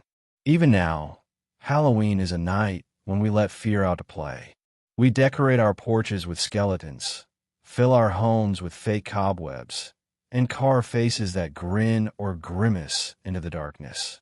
Children dress up and wander the night just like their medieval ancestors did, hoping for treats and watching for tricks. We watch horror movies, visit haunted houses, and tell each other stories that make us jump, even though we know there's nothing in the closet except the winter coats and that embarrassing sweater from last year. But at the heart of it, there's something soothing about these rituals. They're a way of facing down our worries, about the unknown, about what lurks just out of sight, about all the things we can't control. In medieval times, people faced very real dangers. Famine, plague, cold, angry spirits, angry neighbors, and occasionally a very angry goat. They responded with community, tradition, and a lot of creative noise. The laughter around the bonfire, the prayers and the candlelight, the shared meal of soul cakes, and whatever else survived the pantry, all of it was meant to make life just a little less scary. We still need that. Sure, our monsters were different masks, but gathering together, sharing stories, making a little light in the darkness. These are the tools we use to remind ourselves that we're not alone, that we're still here, and that with a little humor, we can face whatever the night brings. So, as you tuck yourself in a world blessed with central heating, soft bedding, and the knowledge that no actual ancestor is coming to critique your home decor, give a quiet nod to the past. Halloween endures not because we're terrified, but because we're human. And let's be honest, because it's the one time of year it's socially acceptable to eat 20 mini candies and blame it on the spirits. The medieval legacy of fear lingers not in the things that go bump in the night, but in the laughter, stories, and gentle togetherness that rise up to meet them. And maybe, just maybe, that's the best protection of all now. As it was then in a medieval village, group activities generally meant hauling firewood, chasing escaped pigs, or pretending you didn't see the tax collector lurking by the well. But on Halloween night, things got weirdly psychological. That's when the whole village would come together, not just to pray or eat, but to talk about feelings, about the dearly departed, and about whose fault it was that the oat cakes tasted like anxiety. Welcome to the world's earliest, most chaotic group therapy session, a gathering that quite by accident ended up looking a lot like a seance. It usually started innocently enough. Someone would suggest lighting an extra candle for the ancestors. Someone else would recall a spooky tale about Aunt Mildred and her ghostly bread. Soon, the entire family, plus a few neighbors, would be crowded into the smoky main room, staring at the flickering fire and sharing every suspicion, regret, and lingering grudge they'd been nursing since Lent.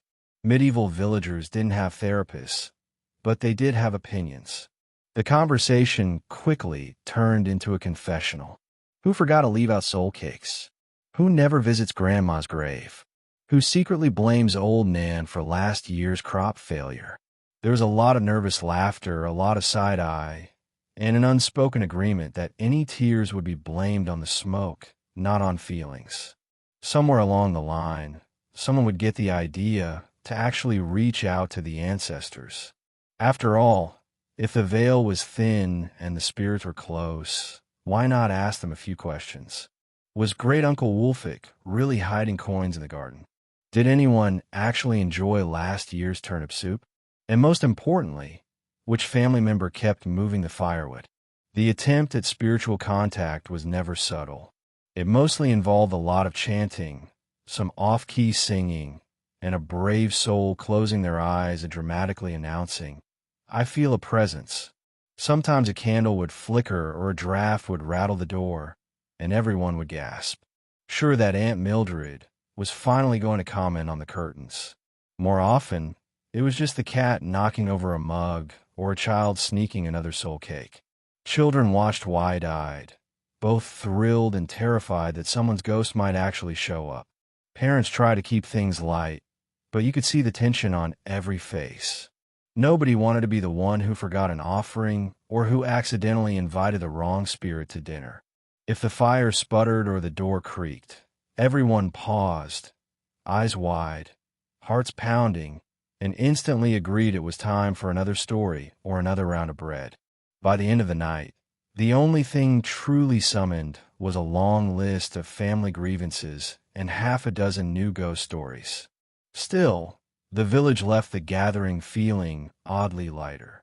After all, group therapy, medieval style, meant sharing your worries, blaming the cat, and laughing together until you forgot, at least for a while, that the world outside was full of things you couldn't control.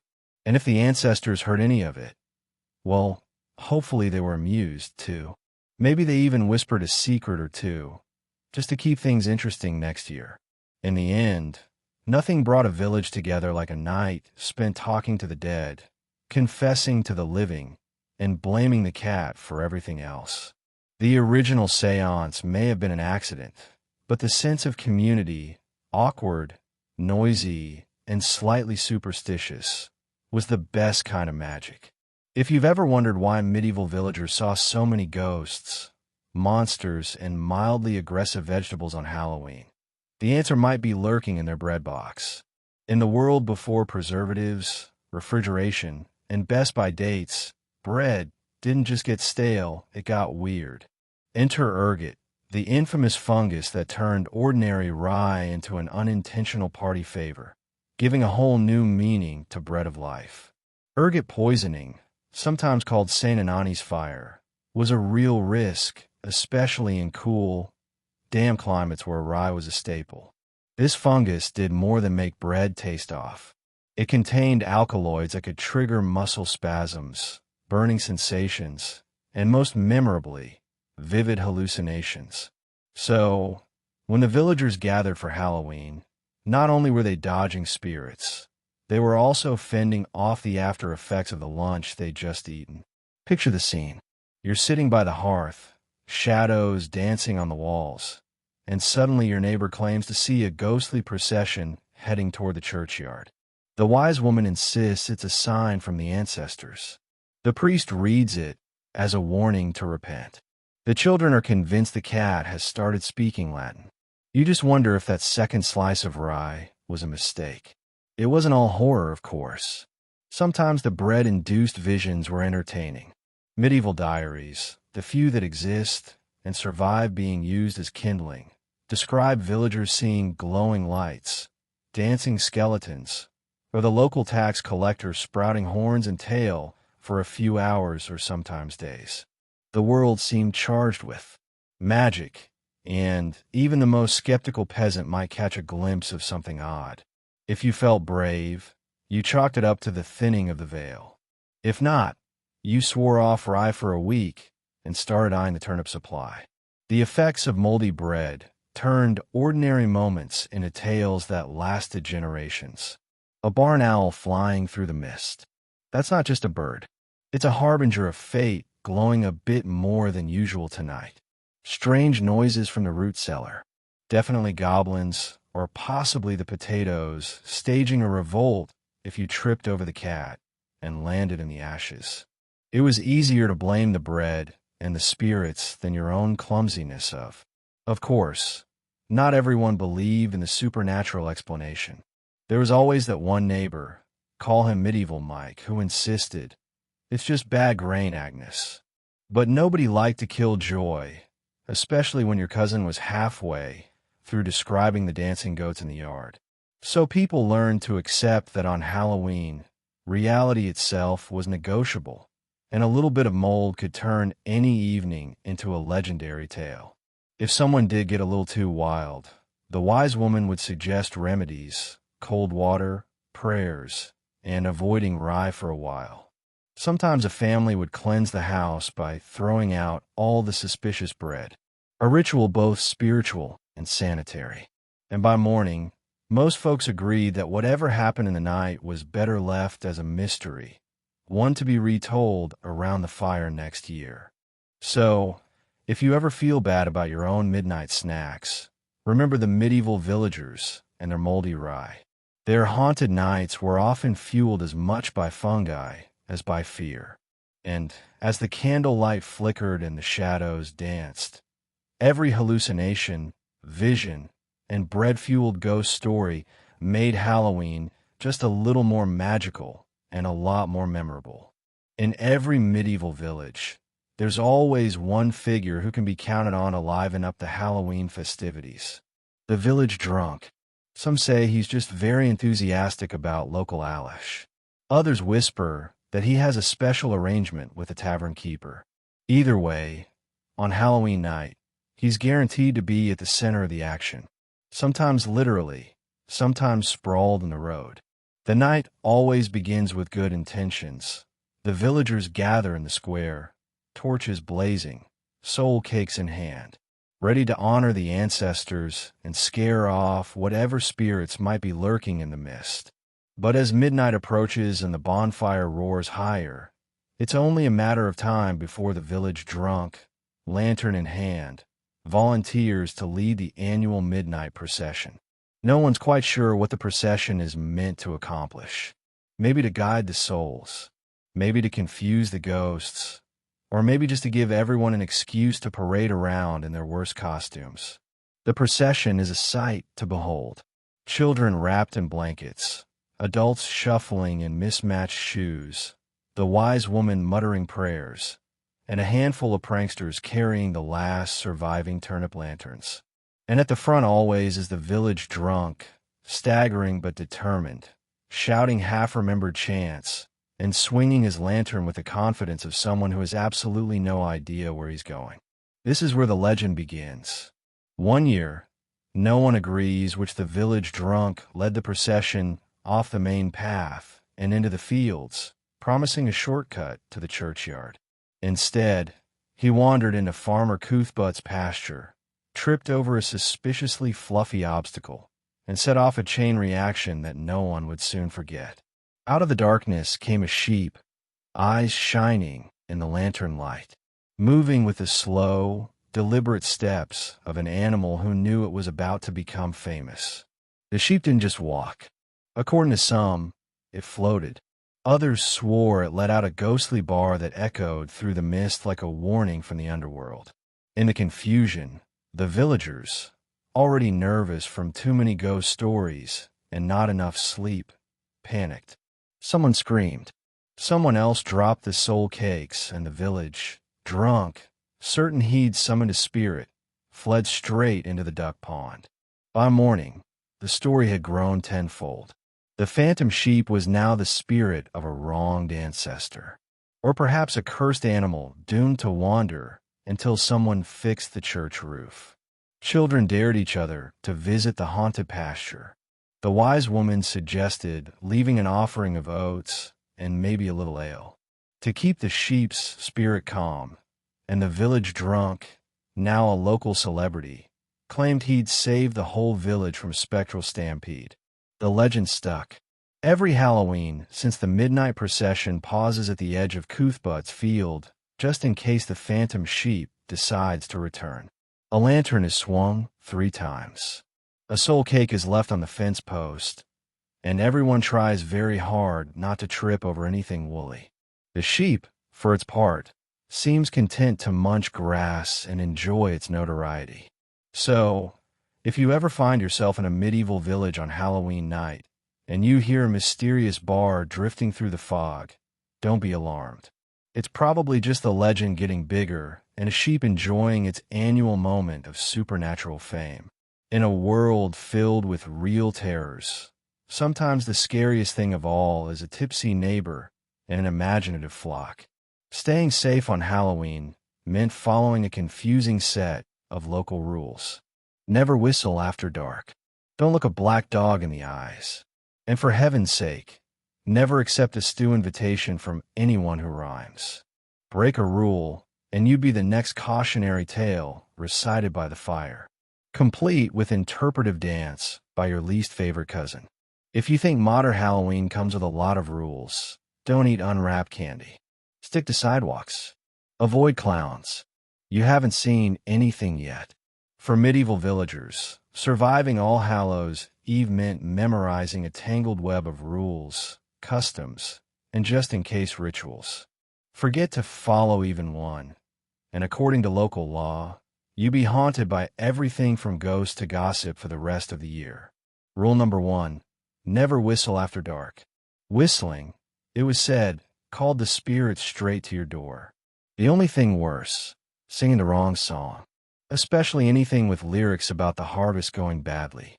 There's always one neighbor who can't resist, and everyone pretends not to notice when their chickens act weird for a week. Rule number 2, don't look a black dog in the eyes. Black dogs were considered omens, sometimes protectors, more often messengers from the other side. If you locked eyes, you risked inviting bad luck, a minor possession, or at minimum a year's worth of unpleasant dreams. Best to avert your gaze and offer a discreet bit of bacon if you had any handy. Rule number 3, don't go out alone. Halloween is a team sport.